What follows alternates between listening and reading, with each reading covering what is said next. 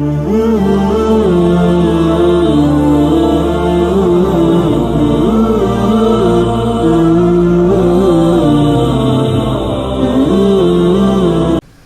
اللہ الرحمن الرحیم۔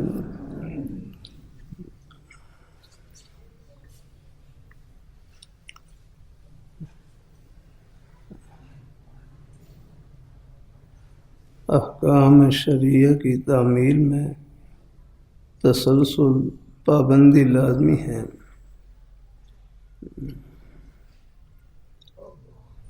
لہوی رحمۃ اللہ علیہ کی مجلس کا عنوان کہ احکام شرعیہ کی تعمیل میں تسلسل پابندی لازمی ہے۔ اس کی شہادت میں پہلے قرآن مجید اور پھر حضرت صلی اللہ علیہ وسلم کے ارشادات پیش کروں گا۔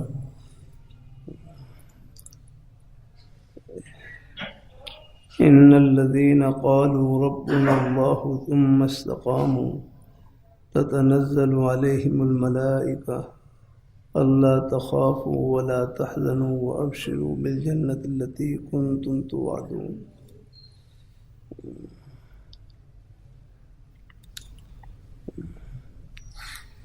ترجمہ: بے شک جنہوں نے کہا تھا ہمارا رب اللہ ہے، پھر اس پر قائم رہے، ان پر فرشتے اتریں گے کہ تم خوف نہ کرو اور نہ غم کرو اور جنت میں خوش رہو جس کا تم سے وعدہ کیا جاتا ہے۔ یہ وہ حضرات ہیں جنہوں نے ایک دفعہ اللہ تعالیٰ کو اپنا پروردگار مانا اور پھر اس پر جم گئے۔ عسر، یسر، رنج و راحت، غرض ہر حالت میں اسی کا دروازہ کھٹکھٹاتے رہے اور دوسرے کے دروازے پر نہیں گئے۔ یہ صاحب استقامت اور توحید پرست ہیں۔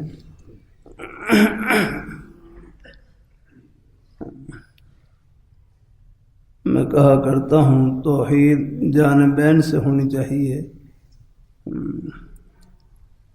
کہ ہمارا بھی اللہ تعالیٰ کے سوا کوئی نہیں، ہمارا بھی اللہ تعالیٰ کے سوا کوئی نہیں، ہم بھی اللہ تعالیٰ کے سوا کسی کے نہیں۔ کہ توحید جانبین سے ہونی چاہیے کہ ہمارا بھی اللہ تعالیٰ کے سوا کوئی نہیں اور ہم بھی اللہ تعالیٰ کے سوا کسی کے نہیں۔ جب رب العالمین کو ہم نے اپنا لیا تو دوسری جگہ جانے کی ضرورت نہیں۔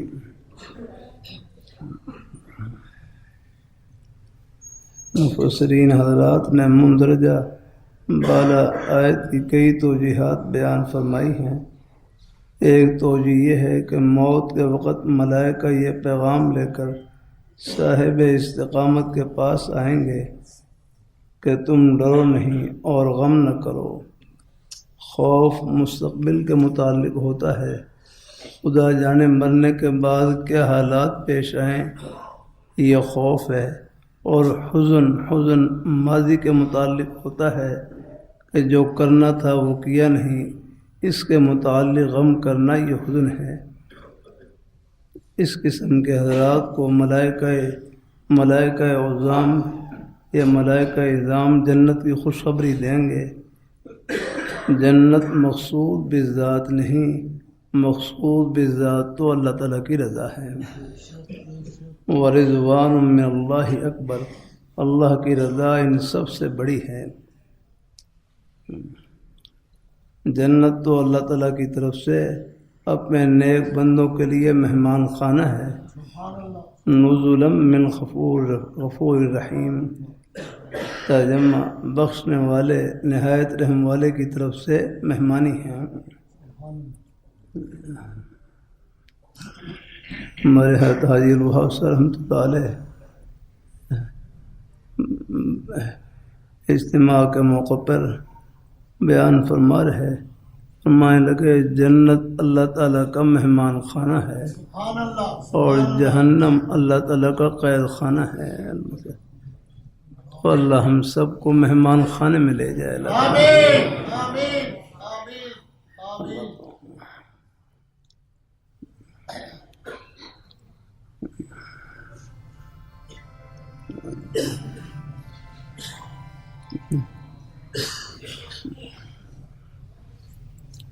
بادشاہ کی ملاقات کے لیے جو قواعد و ضوابط ہیں، جو ملنا چاہتا ہے وہ پہلے منظوری لیتا ہے، اس کے بعد بھی یہ نہیں ہوتا کہ جب ملاقاتی پہنچے تو بادشاہ سلامت اس کے استقبال کے لیے اسٹیشن پر موجود ہوں، بلکہ بادشاہ کا نمائندہ ملاقاتی کو لے جا کر مہمان خانے میں ٹھہرا دے گا۔ اس کے بعد ممکن ہے ملاقات 2 ماہ بعد ہو یا 2.5 ماہ بعد ہو۔ نظام حیدرآباد دکن کے ہاں یہی دستور تھا، جب تک ملاقات نہ ہو یہ شاہی مہمان ہیں اور بادشاہ کی طرف سے وظیفہ مل رہا ہے، میزبان کی شان کے مطابق مہمان سے سلوک ہوتا ہے۔ نظام اور بیگم صاحبہ بھوپال کی طرف سے بعض علماء کی ذات خاص کے لیے وظائف مقرر تھے، وہ سمجھتے تھے کہ ان حضرات کا وجود ہی تبلیغ دین ہوتا ہے۔ یہ دنیا کے بادشاہوں کا دستور ہے، ہم اللہ تعالیٰ کی مہمان نوازی کا اندازہ ہی نہیں کر سکتے۔ جنت کی نعمتوں کے متعلق حضرت صلی اللہ علیہ وسلم کا ارشاد حدیث قدسی ہے، حدیث قدسی۔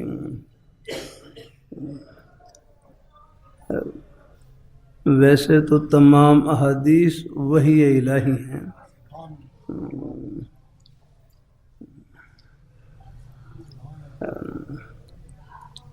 ویسے تمام احادیث وحی الہی ہیں، لیکن بعض احادیث ایسی ہیں کہ ان میں حضور صلی اللہ علیہ وسلم قال اللہ تعالی فرما کر اس فرمان کی نسبت صراحتاً اللہ تعالیٰ کی طرف کر دیتے ہیں۔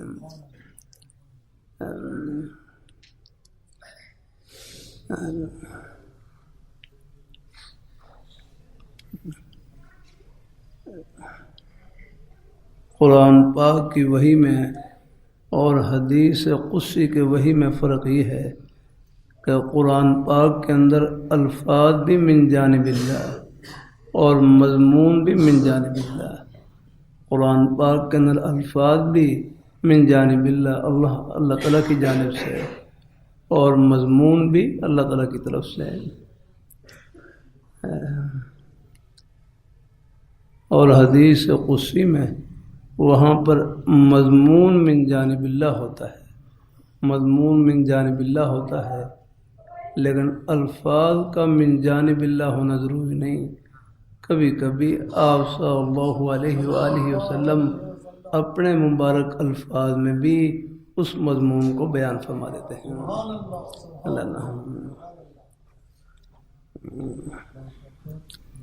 جیسے حدیث قدسی ہے، اعددت لعبادی الصالحین ما لا عین رأت ولا اذن سمعت ولا خطر على قلب بشر۔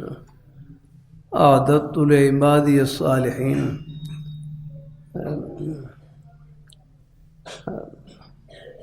اللہ تعالیٰ فرما رہے ہیں اعددت لعبادی الصالحین، میں نے اپنے نیک بندوں کے لیے ایسی نعمتیں تیار کی ہیں جو نہ کسی آنکھ نے دیکھی ہوں گی، نہ کسی کان نے سنی ہوں گی، اور نہ کسی دل میں ان کا تصور گزرا ہوگا۔ اللہ تعالیٰ یہاں بھی آپ دیکھ لیں، سب نعمتیں اللہ تعالیٰ کی عطا ہے۔ پوری دنیا کے بادشاہ مل جائیں، پانی کا ایک گھونٹ نہیں دے سکتے آپ کو، دینے والی ذات اللہ تعالیٰ کی ہے۔ آپ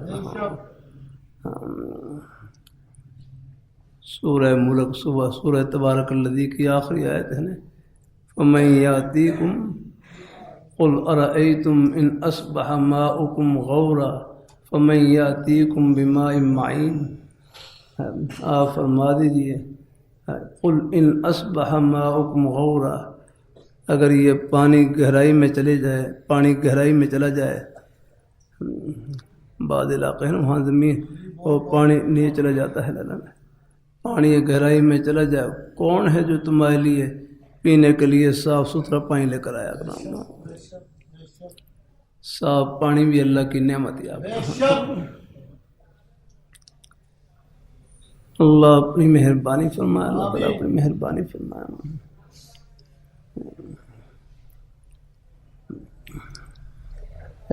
یہ حدیث قدسی،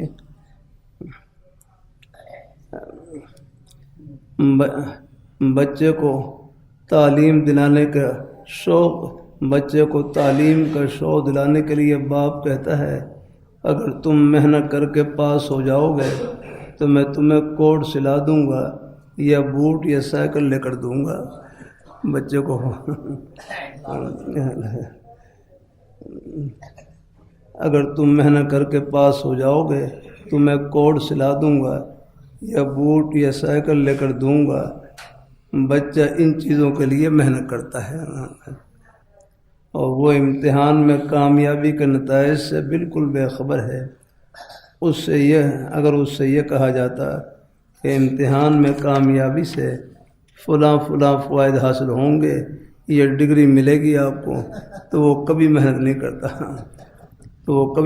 کرتا، اسی طرح اگر انسانوں سے یہ کہا جاتا کہ اللہ تعالیٰ کی بات کرو گے تو وہ راضی ہو جائیں گے، اس چیز کی قیمت کو اکثر انسان نہ سمجھ سکتے۔ عام طور پر انسانوں کو مرغوبات طبعی طور پر 3 چیزیں مرغوب ہوتی ہیں، پسندیدہ ہوتی ہیں: کھانا، پینا، ازدواجی تعلقات۔ کھانا پینا، تعلقات ازدواجی یعنی نکاح کا تعلق، کھانا پینا، تعلقات ازدواجی۔ اس لیے جنت کی نعمتوں میں زیادہ تر انہی چیزوں کا ذکر آتا ہے۔ کئی قسم کے میوے ہوں گے، دودھ کی نہریں ہوں گی اور حوریں ہوں گی۔ حالانکہ نہ جنت اور نہ جنت کی نعمتیں مقصود ہیں، مقصود اللہ تعالیٰ کی رضا ہے۔ الحمدللہ۔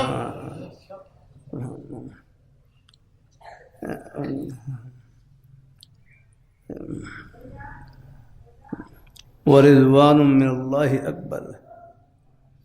اس کے متعلق حضور صلی اللہ علیہ وآلہ وسلم کا ارشاد کہ جنتیوں سے اللہ تعالیٰ پوچھے گا تمہیں کچھ اور چاہیے؟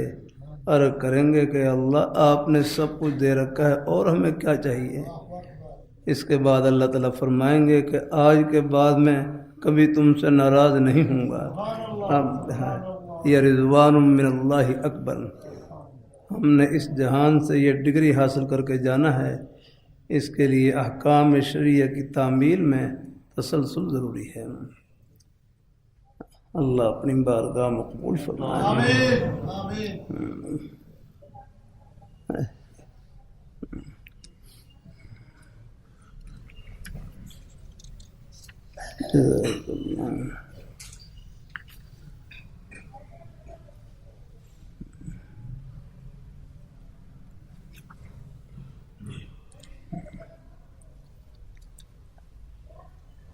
اللہ تعالیٰ اپنی اس لیے اللہ تعالیٰ نے فرما دیا وَاعْبُدْ رَبَّكَ حَتَّى يَأْتِيَكَ الْيَقِينُ، اور اپنے رب کی بات کرتے رہو یہاں تک کہ تمہیں موت آ جائے۔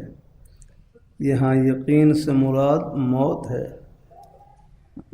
تادم زیس فرائض ابدیت کو نبھانا ہے کہ اپنے رب کی بات کرتے رہو یہاں تک کہ آپ کو موت آ جائے۔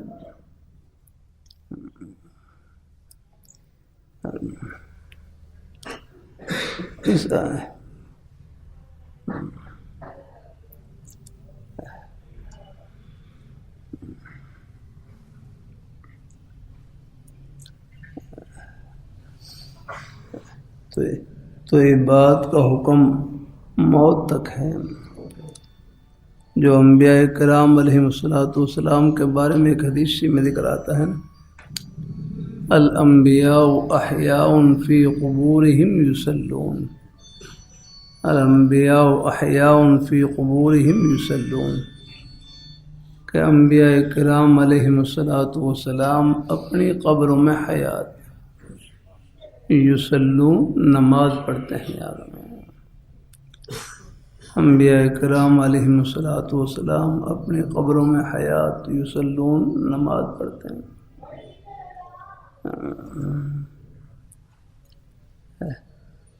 یہاں تو ہے عبادت کا ذکر ہے حدیث شریف میں.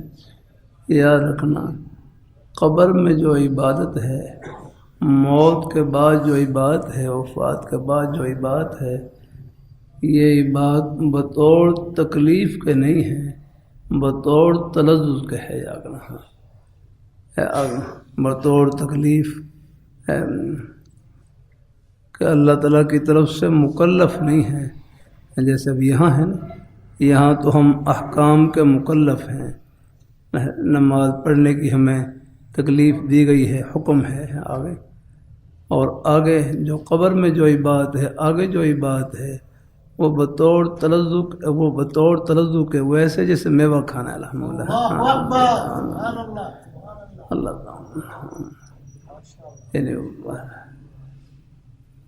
اللہ تعالیٰ اپنی مہربانی فرمائے. اللہ اپنی مہربانی فرمائے.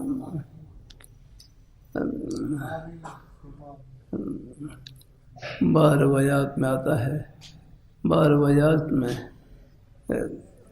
موت کے بعد اللہ تعالیٰ پوچھتے ہیں جو نیک لوگ ہوتے ہیں، آپ نے آرام کرنا ہے یا کام کرنا ہے؟ تو بعد اللہ تعالیٰ کے ایسے بندے ہوتے ہیں ان کو آرام میں وہ لذت نہیں جو اپنے کام میں اور مشغلے میں لگنے میں ہے راحت ہے. الحمدللہ اللہ ان کو اسی مشغلے میں لگا دیتے ہیں. اللہ اپنی مہربانی فرمائے. امام بخاری رحمۃ اللہ علیہ میں نے کیا نا، یہ بخاری شریف، امام کبھی کبھی قبر کے حوالے سے اللہ پردے اٹھا دیتے ہیں. عام طور پر اللہ تعالیٰ پردے میں رکھتے ہیں نا، وہاں کے حالات جو ہوتے ہیں نا، قبر کے حالات. موت کے بعد جو جہان ہے اس کو عالم برزخ کہتے ہیں. یہ دنیا کا جہان ہے جس میں ہم رہ رہے ہیں. موت کے بعد اور ایسے جب ہم آرام کرتے ہیں اس کو عالم خواب کہتے ہیں. عالم خواب، نیند کا جہان.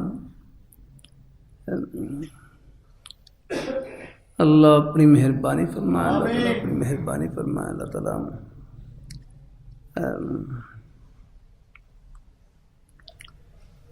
ایک عالم برزخ ہے، پھر آگے عالم آخرت ہے. الحمدللہ اللہ تعالیٰ سب کو جنت نصیب کرے. آخرت کا جہان ہے، وہ ہمیشہ کا جہان ہے. آگے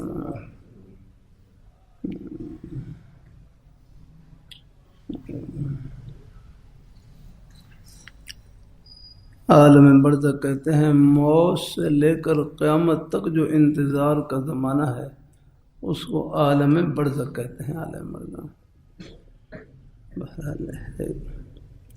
یہ الگ مضمون ہے. حدیث میں آتا ہے نا، انما القبر روضۃ من ریاض الجنہ. قبر کو مٹی کا ڈھیر مت سمجھو، یہ جنت کے باغوں میں سے ایک باغ ہے.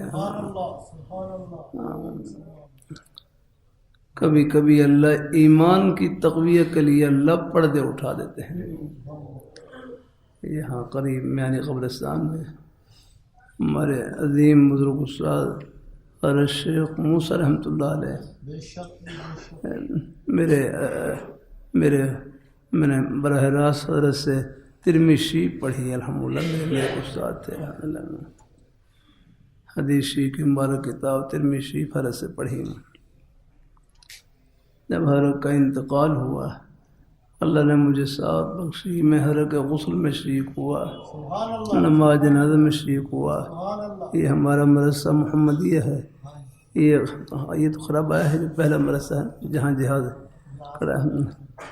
ہمارے مدرسے کے طلباء ہی نہیں کفن دفن کا بندوبست کیا، اور یہیں حضرت لاہوری رحمۃ اللہ علیہ کے ہاتھے میں ہروں کو دفن کیا گیا.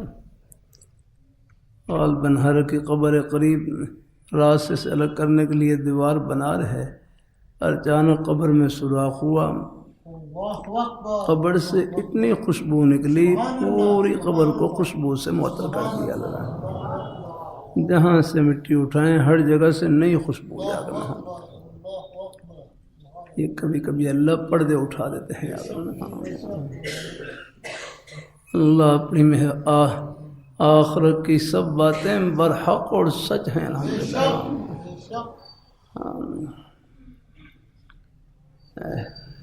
میں اردن ہے، یہ اردن ہے، یہ شام اردن اور فلسطین کا علاقہ، اردن جانا ہوا۔ یہاں پر 36,000 صحابہ کرام کی قبریں ہیں یہاں پر یاد رہنا۔ غزوہ موتا جہاں ہوا وہ بھی الحمدللہ وہ میدان بھی دیکھا ہوں، جہاں حضرت عبداللہ ابن رواحہ رضی اللہ تعالیٰ عنہ، حضرت جعفر طیار رضی اللہ تعالیٰ عنہ، حضرت زید بن حارث رضی اللہ تعالیٰ عنہ، تینوں صحابہ یہ لشکر کے امیر تھے، یہ کے بعد دیگرے شہید ہو گئے۔ پھر جھنڈا حضرت خالد بن ولید رضی اللہ تعالیٰ کے ہاتھ میں آیا اور پھر ان کے ہاتھ پر اللہ تعالیٰ نے فتح عطا فرمائی الحمدللہ۔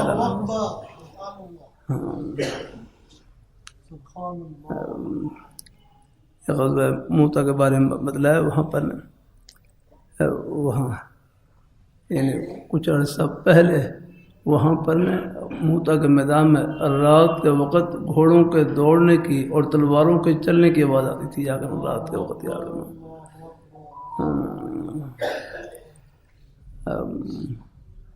اب وہاں ایک کوئی کالج بنا ہے، کالج اس کے بعد سے وہ آواز بند ہو گئی۔ بعض دفعہ کچھ نامناسب باتیں پائی جاتی ہیں نا، ان کی وجہ سے بس پھر وہ آواز پردے میں چلی گئی، ورنہ اب تک وہاں تک آواز آتی تھی جاگنا۔ یہ کبھی اللہ کے لیے کیا مشکل ہے نا، وہ منظر کو محفوظ رکھ لیں۔ بہرحال یہ اردن میں وہاں ایک صحابی حضرت زرار بن ازور رضی اللہ تعالیٰ عنہ، حضرت زرار بن ازور رضی اللہ تعالیٰ عنہ، ان کے حالات کے اوپر وہاں کتبہ لگا ہوا، وہ عربی میں حالات لکھے ہوئے ان کے بارے میں تھا کہ بڑے بہادر صحابی تھے۔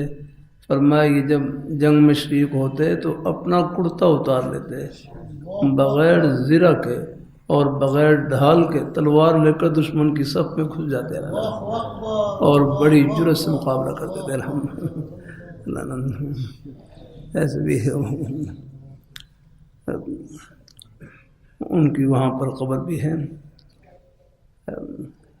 ایسے تو قبریں سادہ ہوتی ہیں وہاں پر، لیکن وہاں کچھ موجودہ وقت نے کچھ وہ ان کی قبر کے اوپر ہے کہ تابوت سے بنا رکھا ہے، تابوت میں ایک سوراخ بھی ہے۔ ہمارے قافلے کے حضرات وہ سوراخ کے قریب ناک رکھ کر وہ جیسے کسی کو سونگ رہے ہوں، میں بھی پھر قریب ہوا، میں نے بھی وہ سوراخ کے اوپر ناک رکھا، واضح طور پر محسوس ہو رہا تھا کہ جیسے اندر کوئی خوشبودار پنکھا چل رہا ہے اور خوشبودار ٹھنڈی ہوائیں باہر آ رہی ہیں الحمدللہ۔ اب بھی آپ چلے آپ تو یہ کبھی کبھی اللہ پردے اٹھا دیتے ہیں اور وہاں تو مسلسل ہی ہے جب یہ آپ تک ایسے۔ انما القبر روضۃ من ریاض الجنہ، قبر کو مٹی کا ڈھیر مت سمجھیں، یہ جنت کے باغوں میں سے ایک باغ ہے۔ تو اللہ تعالی ہم سب کو اللہ اپنے ایمان پہ قائم رکھے، اللہ اپنے دین پہ قائم رکھے۔ اللہ تعالی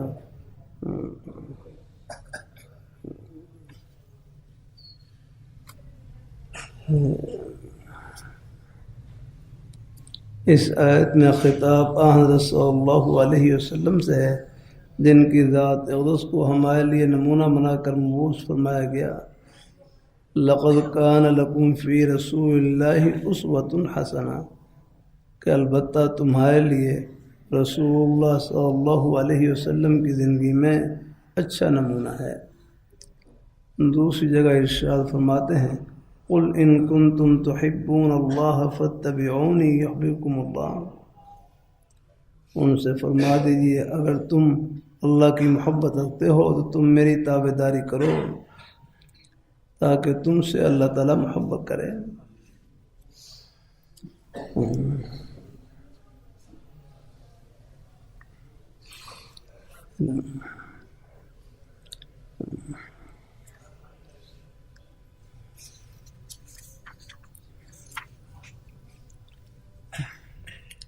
حضرت صلی اللہ علیہ وسلم تا دم زیس ابدیت کی ذمہ داری کو پورا کرنے کے لیے مامور ہیں۔ آپ صلی اللہ علیہ وآلہ وسلم کو ہمارے لیے ابدیت کا نمونہ قرار دیا گیا ہے، اس لیے ہمیں بھی ابدیت کے فرائض کو تا دم زیس نبھانا ہے۔ نماز کی ادائیگی ابدیت کے فرائض سے سبکدوش ہونے کی ایک صورت ہے، بشرطے کہ نماز اللہ تعالیٰ کی رضا کے لیے پڑھی جائے۔ مثلا جمعہ خدا کی رضا کے لیے پڑھا جائے تو 10 دن کے گناہ اللہ تعالیٰ بخش دیتے ہیں۔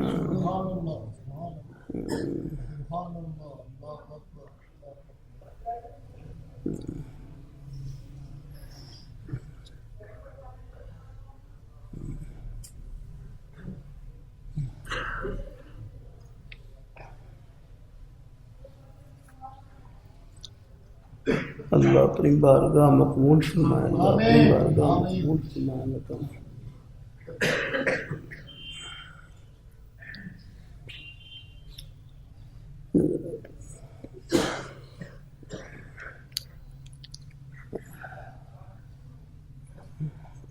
اپنی مہربانی فرمائے، بس آج اتنا ہی کافی ہے۔ چلو اللہ قبول فرمائے اپنی بارگاہ میں۔ الحمدللہ اللہ تعالیٰ سب کو اللہ اپنی رضا اور خوشنودی سے نوازے۔